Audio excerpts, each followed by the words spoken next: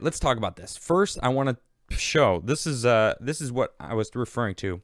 The Queen's speech, voters will need photo ID for general elections. But isn't that racist?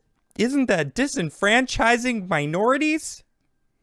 Britons will have to show photo ID to vote in future general elections.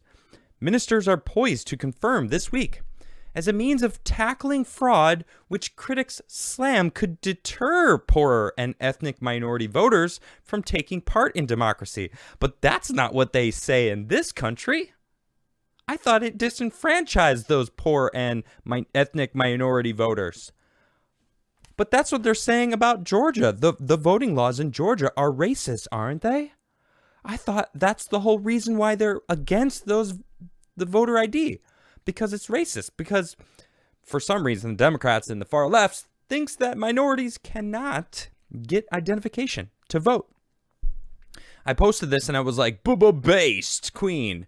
And everyone's like, there's some people in England that were posting on my Twitter feed like, I had no idea that you were even allowed to vote without ID in some states, mind you, not all states. They asked for my ID when I went and voted in Arizona over the election last year. And I kind of was shocked also. Like, why wouldn't you need an ID to prove that you're you to vote on one of the most important things that we have in this country is voting? You know, we should, make sure you are who you are and that you're alive and shown up to vote. And that the mail-in ballots had creases in them to be, considered mailed in instead of just processed. Anyway, back to the story at hand. The proposal is to be included in Tuesday's Queen's speech, which will set out the government's post-pandemic priorities and the laws it intends to pass in the forthcoming parliamentary session.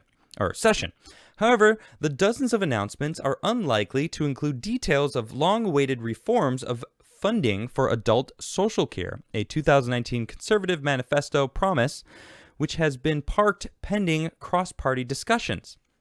A requirement that all voters carry photo ID could impede people who wish to turn up at polling stations without planning ahead, given about a quarter of voters, often young voters, do not either have a passport or a driver's license, critics say. Really? Okay, wait. Wish to turn up without planning ahead? Everybody has ID. Everyone gets ID. It's a part of becoming an adult. You get an ID. You either you can't travel without ID. You can't get liquor or cigarettes or what else? I mean, you can't fly. You need an ID. I mean, they just changed the law recently that I think just already went into effect. You can't fly without a government-issued identification. Is that not racist then? Is that not disenfranchising minorities to be able to have access to flying around without an ID? See, this whole argument that they have, it's like they need ID for everything except for one of the most important things. And that's what the Queen is saying here. We need ID. Yeah. Often young voters do not have a passport or driver's license. Okay, well, what about just regular government issues identification cards? They're not hard to get. You don't have to take a test. You show up and they take your picture. You give them your address of where you live, and that's it. It's like $20. Last I remember. Okay, sue me if it's $35. Okay, don't sue me. That was a joke. That's a joke. I don't know exactly how much it is, but it's not that much. It's part of becoming an adult. The government has previously said people would be able to apply for a voting ID card from their local church, at their local council, although this would have been done before polling day. Early trials in some areas led to hundreds of voters being turned away. The voting reforms, which will also include a limit on the number of postal votes that can be handed in on behalf of others, are being justified by ministers as a way to reduce the risk of electoral fraud. However, the Electoral Commission says the country has low levels of proven electoral fraud. In 2019, there was just one conviction and one police caution for impersonating another voter.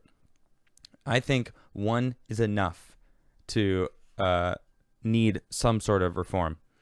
American civil rights groups have already warned Britons that such measures are often used to disenfranchise voters. Oh, what a surprise.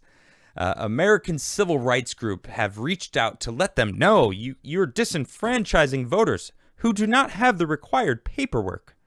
The changes would affect UK-wide and English elections, while voters in Northern Ireland are already required to show identification before voting. Oh, okay, so the Irish have to be forced to show their ID already.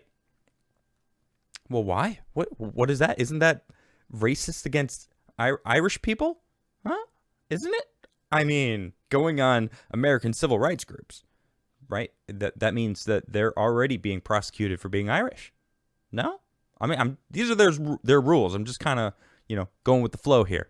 I'm trying to understand their logic, because what is the required paperwork? An address? Your own? I don't understand. Like, when I got an ID before I got my driver's license, all I had to do was show up and say I needed an identification, and they said, okay, show who you are. I had my birth certificate. That helped out a lot. Do you not have access to your own birth certificate? I mean, some people don't, I guess. But you can figure it out. It's part of being an adult. I'm sorry. I'm not sorry. You need it. Just learn how to do it. You got to learn taxes on your own. They're not saying that's disenfranchisement. Just figure it out. Taxes they suck. Doing taxes is annoying. All right, but they don't teach that in school. Why not? They should. You know why they don't? Because they don't want people really knowing what's it all about. That's probably why. Yeah, but IDs though, come on. Systemic racism, probably. While ministers are pressing ahead with electoral reforms, they have found it harder to draw up a plan to reform the social care system. Oh, the social care system. All right, the rest is about the social care system. That's not what I want to talk about. I'm so over it.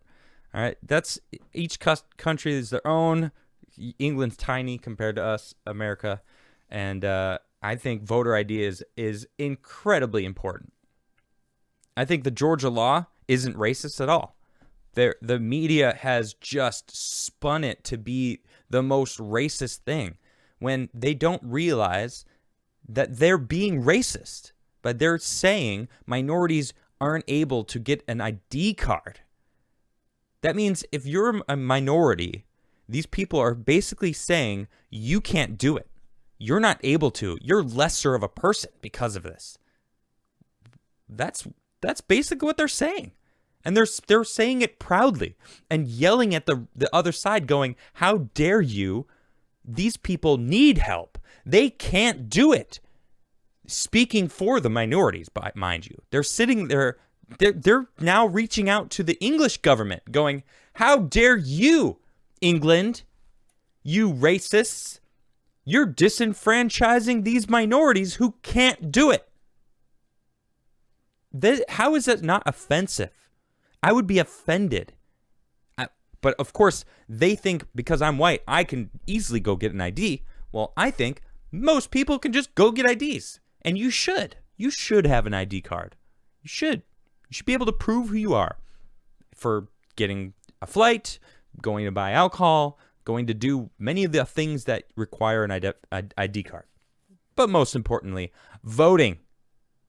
Voting's pretty huge. I would like to have integrity when it comes to voting. I'd like to have our voting system locked in and solid. Right now, the Maricopa County, Arizona, they're doing a full audit, and why they're being ridiculed for it. It's like, I just want to know what's wrong with that. I mean, even just talking about this stuff, do I have a disclaimer under my video yet? Seriously, I'm curious, because I don't even have to talk about the election and all of a sudden there's a disclaimer under my video. I was making fun of some of Biden's policies last week, and YouTube put a disclaimer about the 2020 election. I didn't even mention the 2020 election, and there was a disclaimer. And then someone tagged me on Twitter and let me know, and I tagged YouTube. I said, what's the deal with this? And they just said, oh, it seems like that's a thing that appears when, there's misinformation. I'm like, yeah, but I wasn't even talking about that. Crickets. And then they sent me a message, a PM, a private message on Twitter saying, "How was your experience working with YouTube?" How was it? I mean, it's great because I'm able to monetize my show and, you know, maybe make a life for myself and my family, which would be wonderful. And I owe a lot to that to you for showing up and supporting me. Thank you, mind you. And you know, all I see is YouTube saying, you're not allowed to say this. You're not allowed to talk about this. They've deleted my videos. They've given me strikes for my opinion. You know, it's so I didn't even respond because I couldn't respond, because if I gave them my full honest opinion, they'd probably boot me off the platform. Love you, YouTube.